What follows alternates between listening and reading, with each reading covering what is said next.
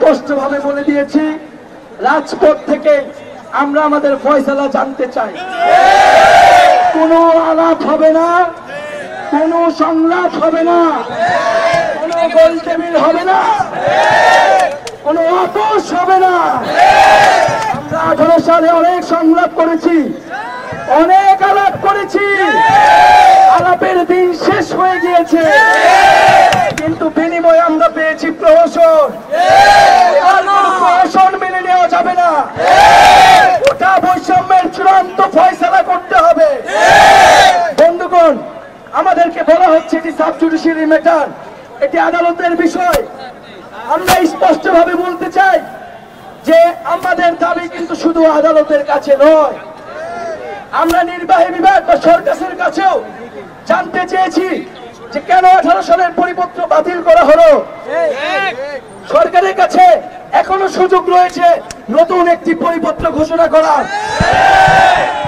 বন্ধুগণ, 18 সালে কোটা সমস্যার কিন্তু আংশিক সমাধান হয়েছিল। আমরা তৃতীয় চতুর্থ শ্রেণীতে কোটার যৌক্তিক সংস্কার পাইনি।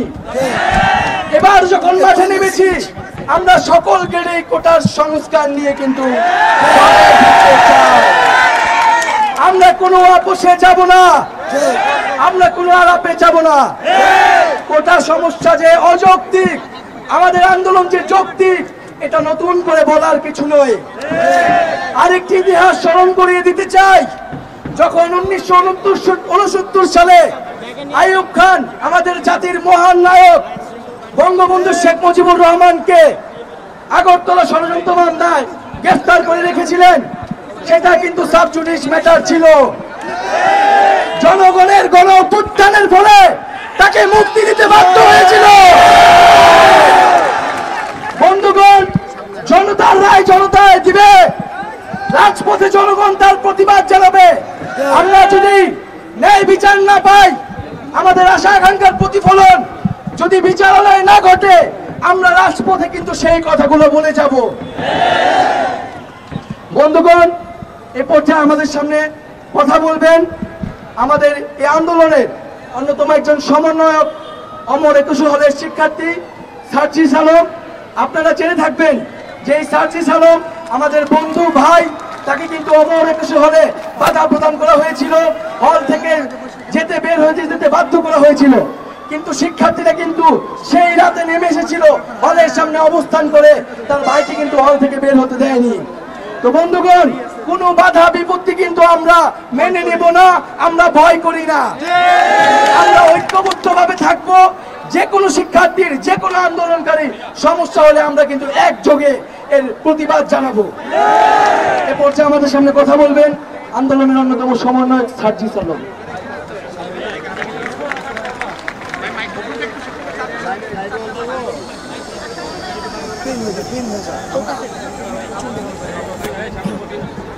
বাংলাদেশের সংগ্রামী ছাত্র বন্ধুরা, গলা থেকে শব্দ বের হচ্ছে না, কিন্তু যতক্ষণ পর্যন্ত এই শব্দটুকু বের হবে, ততদিন পর্যন্ত আমাদের কণ্ঠকে রোধ করা যাবে না। সংগ্রামী ছাত্র বন্ধুরা, আমরা বলতে চাই, কোটা কিংবা এক্সট্রা প্রিভিলেজের যে কথাটি বলা হচ্ছে সংবিধানে, এটি বাধ্যতামূলক কোনো কিছু নয়। যদি এটি না দেওয়া হয়, তবে তা সংবিধানের সাথে সাংঘর্ষিক নয়, বরং যদি এটি দিতে বাধ্য করা হয়, তবে এটি সংবিধানের সাথে সাংঘর্ষিক। আজকে আমাদের বাংলাদেশের অন্যতম একটি উদাহরণ হতে পারে আমাদের জাতীয় সংসদ, যেখানে মোট 350 আসনের মধ্যে 50টি রয়েছে সংরক্ষিত আসন। অর্থাৎ আমরা যদি হিসাব করি, 14% সংসদীয় আসন হচ্ছে সংরক্ষিত আসন কিংবা কোটায় আসন। এবার সেই জাতীয় সংসদে যদি 56% দেওয়া হতো, তাহলে সেখানে থাকতো 196টি আসন কোটায় কিংবা সংরক্ষিত। কিন্তু সেদিকে আছে, তাহলে তাহলে যেই জাতীয় সংসদ আমাদের পুরো বাংলাদেশকে রিপ্রেজেন্ট করে, সেখানে যখন সর্বোচ্চ প্রিভিলেজ 14% দেওয়া হয়, তাহলে 56% আমাদের সাথে প্রহসন কিনা, অযৌক্তিক কিনা? সংগ্রামী বন্ধুগণ, একটি জিনিস লক্ষ্য করুন, আমরা আজকে একটি দুশ্চিন্তায় চিন্তিত। কি দুশ্চিন্তা? মাননীয় প্রধানমন্ত্রী আজকে বলেছেন, আজকে এমন একটি কথা বলেছেন যে এই কোটা নিয়ে আমরা যে আন্দোলনটি করছি সেটি যৌক্তিক নয়। আমরা মাননীয় প্রধানমন্ত্রীকে নিয়ে চিন্তিত কোন জায়গায়? জায়গাটি হচ্ছে 1975 সালের পূর্বে বন্ধুর ছদ্মবেশে, কাছের মানুষের ছদ্মবেশে বঙ্গবন্ধুর পাশে কিন্তু মোশতাকরা ছিল। আমাদের সন্দেহ হচ্ছে, আমাদের ভয় লাগছে, নিশ্চয় মাননীয় প্রধানমন্ত্রীর পাশে এখন কিছু মোশতাক রয়েছে, যেই মোশতাকরা স্টুডেন্ট পালস, পুরো বাংলাদেশের জনগণের চাওয়া, আমাদের প্রাণের দাবি, এই সত্য কথাগুলো তার পর্যন্ত পৌঁছে দিচ্ছে না। ওই কোটায় যারা আজকে ঊর্ধ্বতন কর্মকর্তা হয়েছেন, তারা আমাদের প্রাণের দাবিগুলো তার পর্যন্ত পৌঁছে দিচ্ছেন না। আমরা আজ শাহবাগের মঞ্চ থেকে বলতে চাই, মাননীয় প্রধানমন্ত্রী, এখনো পুরো বাংলাদেশের ছাত্র সমাজ আপনার দিকে চেয়ে আছে। আমরা এখনো আপনার প্রতি আস্থা রাখি। আমরা চাই, আমরা অনুরোধ করি, পুরো বাংলাদেশের ছাত্র সমাজের দিকে তাকিয়ে আপনি এই কোটা সংবিধান অনুসারে যৌক্তিক একটি সংস্কার করুন, শুধুমাত্র অনগ্রসর জাতিগোষ্ঠীর জন্য। নাতিপুতি কোটা আমরা মানি না, এটা আমরা মানতে পারি না। 56% কোনোদিন কোটা হতে পারে না, কোটা কোনোদিন অর্ধেকের বেশি হতে পারে না। আমরা আমাদের জায়গা থেকে এই প্রাণের দাবিগুলো আপনাদেরকে জানিয়ে শুধু একটি কথাই বলতে চাই, অনেক রাজনীতিবিদ গোলাবাড়িতে মাছ শিকার করার জন্য অনেক কথা বলে। আমরা যেদিন আমাদের যৌক্তিক দাবির সৎ প্রতি উত্তর পাব, সেদিনই আমরা পড়ার টেবিলে ফিরে যাব।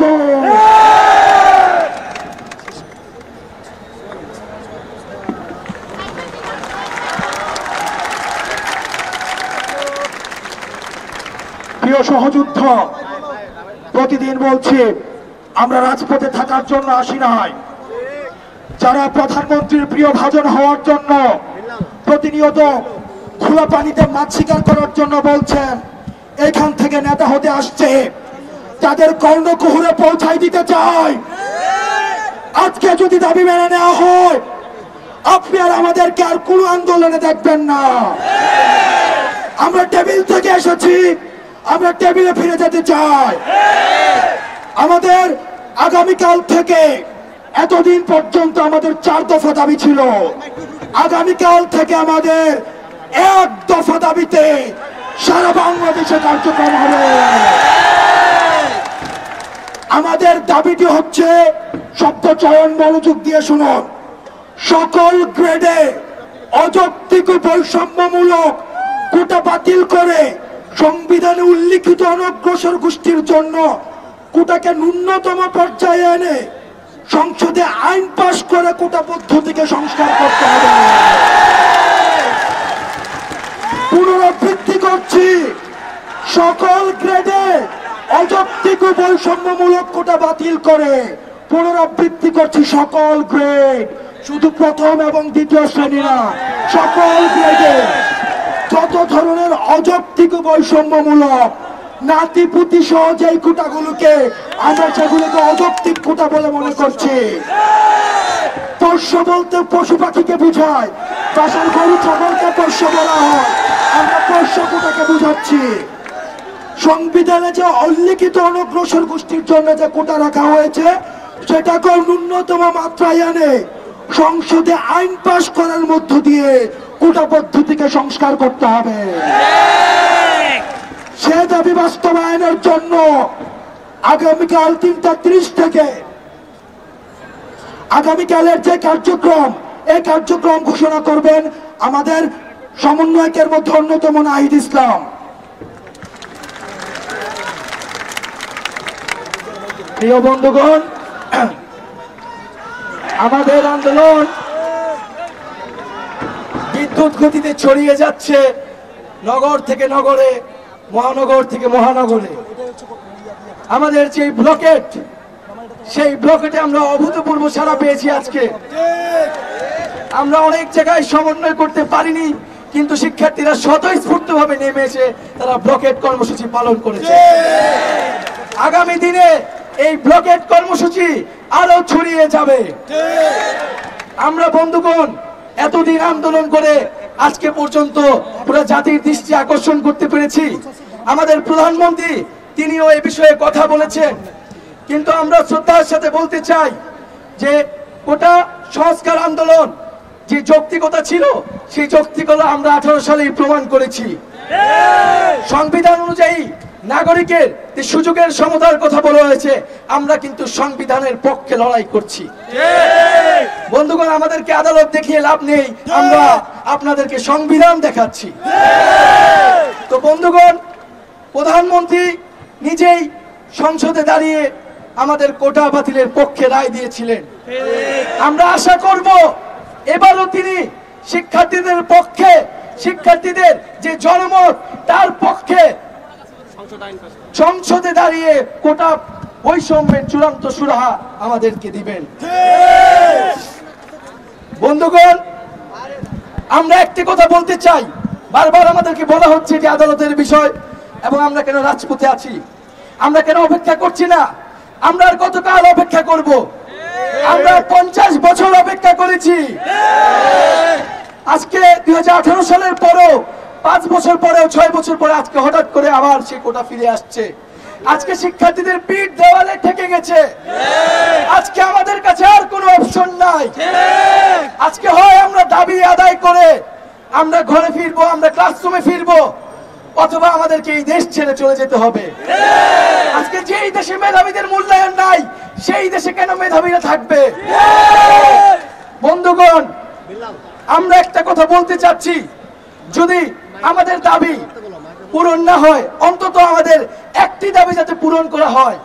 সেটি হচ্ছে, আমাদের কোনো দাবি যদি আপনাদের কাছে যৌক্তিক মনে না হয়, কোনো দাবি যদি মনে হয় আপনারা পূরণ করবেন না, তাহলে একটা দাবি পূরণ করবেন, যেটা হচ্ছে আপনারা 100% কোটা করে দিবেন। আমরা প্রশাসনে যেতে চাই না। যেই প্রশাসন কোটাধারীদের প্রশাসন, সেই প্রশাসন আমরা চাই না।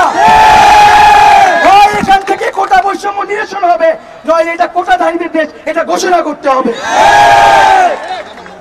বন্ধুগণ, এ পর্যায়ে আমরা আমাদের আগামীর কর্মসূচি ঘোষণা করছি। আমাদের যে রবিবার থেকে আমাদের যে ছাত্র ধর্মঘট এবং ক্লাস পরীক্ষা বর্জন কর্মসূচি, সেটি অব্যাহত থাকবে অনির্দিষ্টকালের জন্য। সেটি আমরা পূর্বেই ঘোষণা করেছি। আর আমাদের যে ব্লকেট কর্মসূচি, সারা বাংলাদেশে আরো বিভিন্ন পয়েন্টে আগামীকালও ব্লকেট চলবে। আমরা আজকে শাহবাগ থেকে কারওয়ান বাজার পর্যন্ত গিয়েছি, আমরা আগামীকাল কিন্তু ফার্ম গেট পার হয়ে যাব। ব্লকেট ব্লকেট সারা বাংলা, ব্লকেট সারা বাংলা, ব্লকেট। তো আগামীকাল 3:30টায় আমাদের কেন্দ্রীয় লাইব্রেরির সামনে জমায়েত হবে এবং আমরা আমাদের ব্লকেট কর্মসূচি পালন করব। আপনারা কি আগামীকাল আসতেছেন? আপনারা কি হাত তুলে জানাবেন আগামীকাল আসতেছেন? দাবি আদায় না বললে আমরা কি রাজপথে থাকবো? আমাদেরকে অবশ্যই থাকতে হবে। মনে করেছে আমরা ক্লান্ত হয়ে ফিরে যাব, কিন্তু আমাদের সেটাকে ভুল প্রমাণ করতেই হবে। হারি নাই, 66-তে হারি নাই, 71-এ হারি নাই, 18 সালে হারি নাই, আমরা 24 সালেও হারবো না। সবাইকে ধন্যবাদ জানাচ্ছি এবং আমাদের যে আজকে নারী শিক্ষার্থীরা যে সাহসিকতার পরিচয় দিচ্ছে, হল থেকে মিছিল নিয়ে আসছে, তাদের জন্য আমরা জোরদার করতালি জানাই।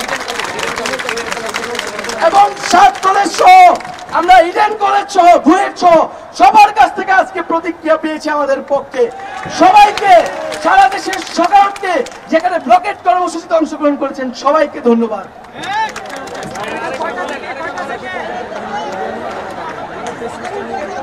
বন্ধুগণ, আজকে আর কোনো হলে যদি বাধা প্রদান করা হয় তাহলে আমাদের কাছে জানাবেন, আমরা সম্মিলিতভাবে সেই হল ঘেরাও করব। বন্ধুগণ, আজকের কর্মসূচি আমরা এখানেই শেষ করছি।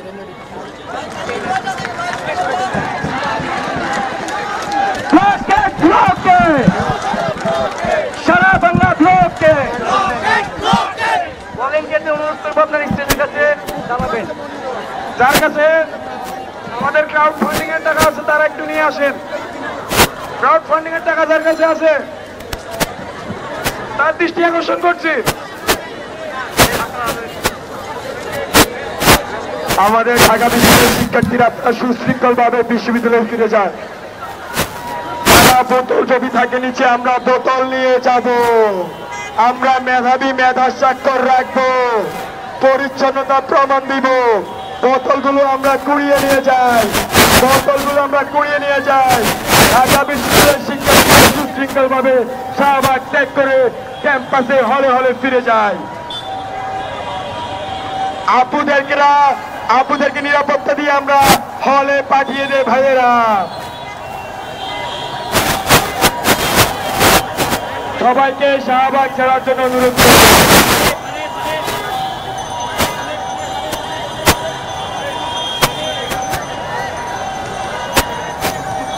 আমাদের আজকে যে অনুষ্ঠানটি হয়েছে কাউন্সিলের টাকাগুলো নিয়ে আসুন। ক্রাউড ফান্ডিং এর যা আসবেন ভলেন্টিয়ার আছেন তারা ক্রাউড ফান্ডিং এর টাকা নিয়ে আসবেন।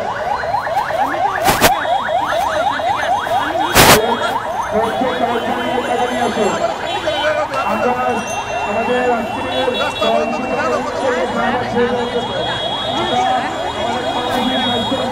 সবাই সুশৃঙ্খলভাবে হলে ফিরে যায়, বাসায় ফিরে যায়, শিক্ষকস্থানে ফিরে যায়।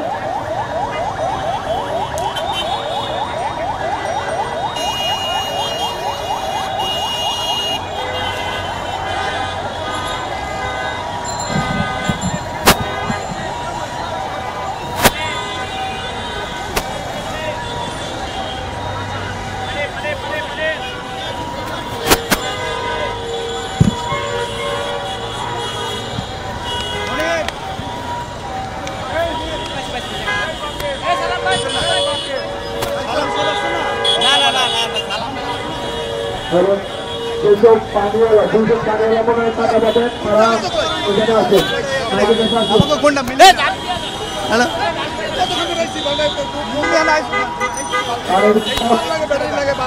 হ্যালো হ্যালো হ্যালো হ্যালো এই কোনটা মিলাই না বেটা। হ্যালো হ্যালো হ্যালো হ্যালো কোনটা? হ্যালো হ্যালো যাদের পানি দিতে পারছে তারা এখানে আসুন, সবার পাশে আলোচনা করুন।